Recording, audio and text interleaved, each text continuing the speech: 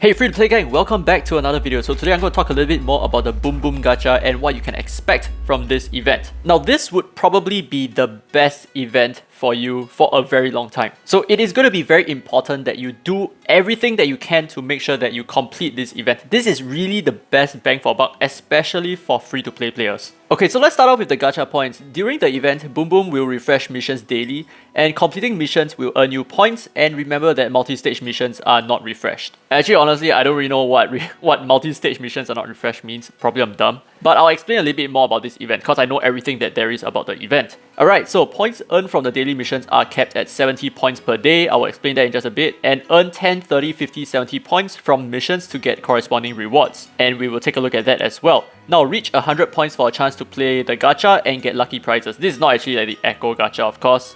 And they also said that rewards are refreshed once the highest prizes are claimed. So basically the 7 prizes that you are seeing on the screen right now, they'll be refreshed if you clear all of them. So if you draw individual items, they actually disappear from the list. And then when you draw 7 times, you actually clear the list and then everything refreshes. So you can probably tell that there are some really good rewards, right? There is 400 Nexus Crystals, there's a Legendary Abilimon, there are gold records, among every other thing, right?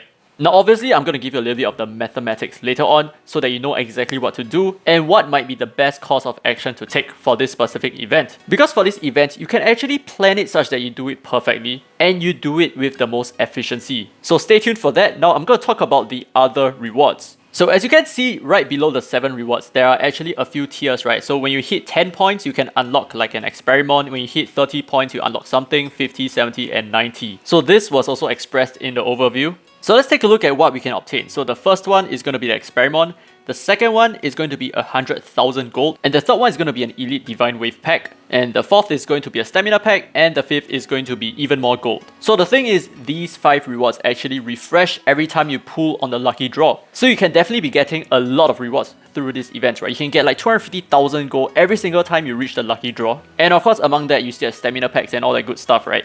Now without further ado, let's take a look at the point system because this is obviously the most important part. Now as you can see, we can get a total of 70 points per day.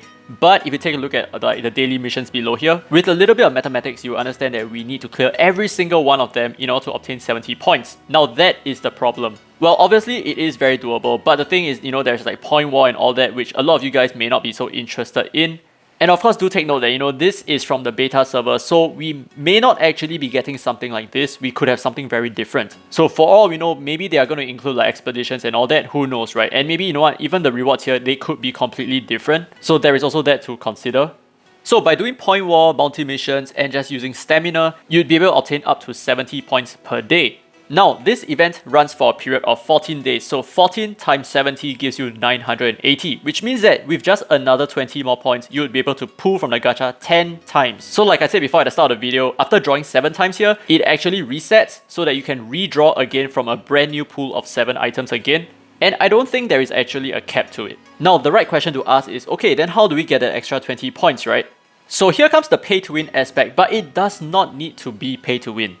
Now, as you can see, we can obtain extra points up to 750 points by summoning with gold records. Oh wow, extreme pay to win content. Wait, stop right there. Now think about it. If you need to summon 20 times to pull on this gacha, is it worth it? Well, I mean, okay, if you do get a legendary Abilimon, it's super worth it. But realistically speaking, right, is 20 pulls worth an epic Abilimon? Is 20 pulls worth 2 gold records? Is 20 pulls worth a 5-star Starimon? The answer is going to be no. Okay, so most of the items here, apart from legendary Abilimon, is not worth 20 pulls. Although one could also argue that, hey, you know what, it's an additional reward, so why not, right? But in my opinion, I don't think that these rewards are really that worth it. I'd rather it's save for the summoning events instead that actually gives you more gold records and a guaranteed chance of getting a legendary Abilimon.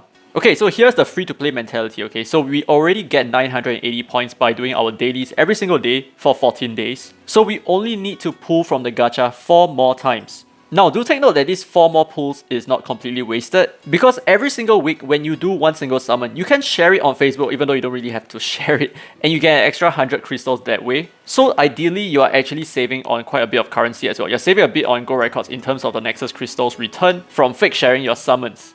So I think this is the best bang for buck. Well, obviously you can pull more if you wish to, right? If you can reach certain milestones like more lucky draws, yeah, sure, go ahead.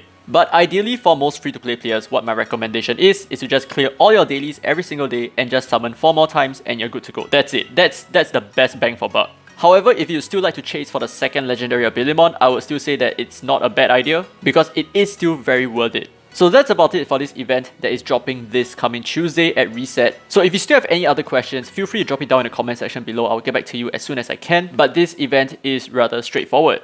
So yeah, this is definitely the most free-to-play event that I have ever encountered in the entire lifespan of this game.